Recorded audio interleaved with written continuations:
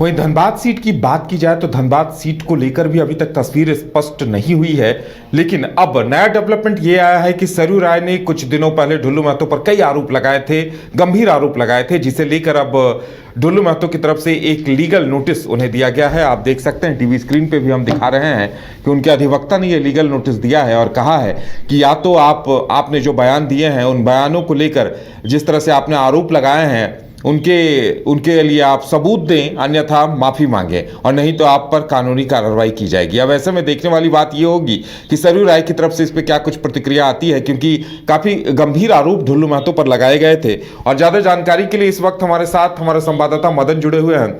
मदन, ये मामला तो तूल पकड़ता दिखाई दे रहा है। पहले ढुल्लू महतो इतने अटैकिंग नहीं दिखाई दे रहे थे, लेकिन अब उन्होंने सरयू राय को लीगल नोटिस भेजा है और कहा है कि आपने जो आरोप लगाए मुझ पर उन्हें लेकर आप सबूत दें, अन्यथा आप माफी मांगे और नहीं तो कानूनी कार्रवाई के लिए तैयार रहें।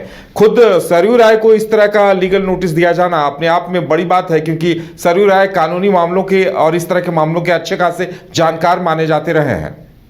देखिए, बिल्कुल ये जिस तरह से धनबाद में बीजेपी ने ढुल्लू महतो को अपना उम्मीदवार बनाया, उसके बाद धनबाद दौरे पर भी सरयू राय गए थे और वहीं पर प्रेस कॉन्फ्रेंस कर कई गंभीर आरोप ढुल्लू महतो पर लगाए थे, जिसके बाद ढुल्लू महतो और सरयू राय लगातार आमने सामने दिख रहे थे। ऐसे में अब सीधे तौर पर एक लीगल नोटिस के माध्यम से सरयू राय को ये कहा गया है कि या तो वो माफ़ी मांगे या नहीं तो फिर एक सबूत दें, नहीं तो मानहानि का केस भी उन पर हो सकता है। ऐसे में धनबाद में जिस तरह से लोकसभा चुनाव को लेकर के ढुल्लू महतो को उम्मीदवार बनाया जाता है, उसके बाद कई मामले सामने आते हैं। देखिए, वहाँ जो व्यवसायी वर्ग के लोग हैं वो बाबूलाल मरांडी को पत्र भी लिखते हैं और उन्हें जो है उम्मीदवार बदलने की एक मांग भी की जाती है उनसे। लेकिन उसके बाद सरयू राय की एंट्री होती है। सरयू राय कई गंभीर आरोप लगाते हैं ढुल्लू महतो पर और वो कहते हैं कि धनबाद की जनता अगर अपना आशीर्वाद देती है तो ढुल्लू महतो के खिलाफ वो चुनाव लड़ सकते हैं। वहीं कांग्रेस के जो प्रदेश अध्यक्ष हैं वो सीधे तौर पर कहते हैं कि ढुल्लू कोई टाइगर नहीं है कि जंगल से बाहर आ गया है और उससे भयभीत हुआ जाए। ऐसे टाइगर कई को हम लोगों ने देखा है।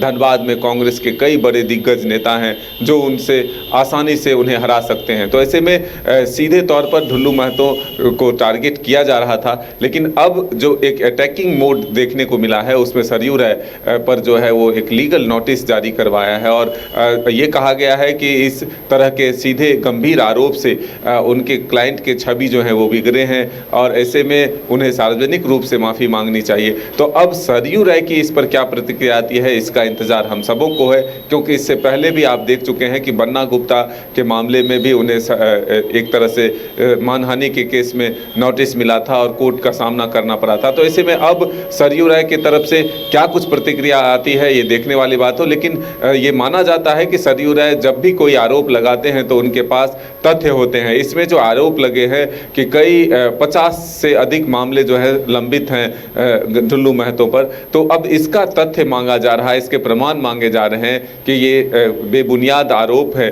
क्योंकि कुछ ही मामले हैं जिसपे ढुल्लू महतो को जो है एक तरह से सजा मिली है या फिर वो मामले लंबित है। तो ऐसे में अब एक तरह से कहें तो इस लीगल नोटिस के माध्यम से धनबाद में एक सियासत भी देखने को मिलेगी, एक छवि सुधारने की कोशिश भी दिख रही है कि किस तरह से ढुल्लू महतो पर जो आरोप लगे थे उसके बाद जो ये लीगल नोटिस जारी होता है तो ढुल्लू महतो जो है बेबाकी से ये कह सकते हैं कि हम पर इतने आरोप नहीं है, बल्कि जो ये मामले हैं वो झूठे हैं। तो मदन, एक सवाल ये भी उठता है कि देखिए सरयू राय वहां गए थे, उन्होंने कहा था कि अगर लोगों की डिमांड होगी तो हम चुनाव लड़ेंगे। इसके बाद उन्होंने कांग्रेस और जेएमएम दोनों से संपर्क साधा था टिकट को लेकर, किसी ने उन्हें टिकट देने की सहमति नहीं दी और अब सरयू राय की तरफ से चुप्पी दिखाई दे रही है। अभी तक कोई अपडेट नहीं है। लगता है वो भी इंतजार कर रहे हैं कि कांग्रेस या जेएमएम की तरफ से किसी प्रत्याशी के तौर पर उतारा जाता है, उसके बाद ही लगता है वो आगे अपने पत्ते खोलेंगे।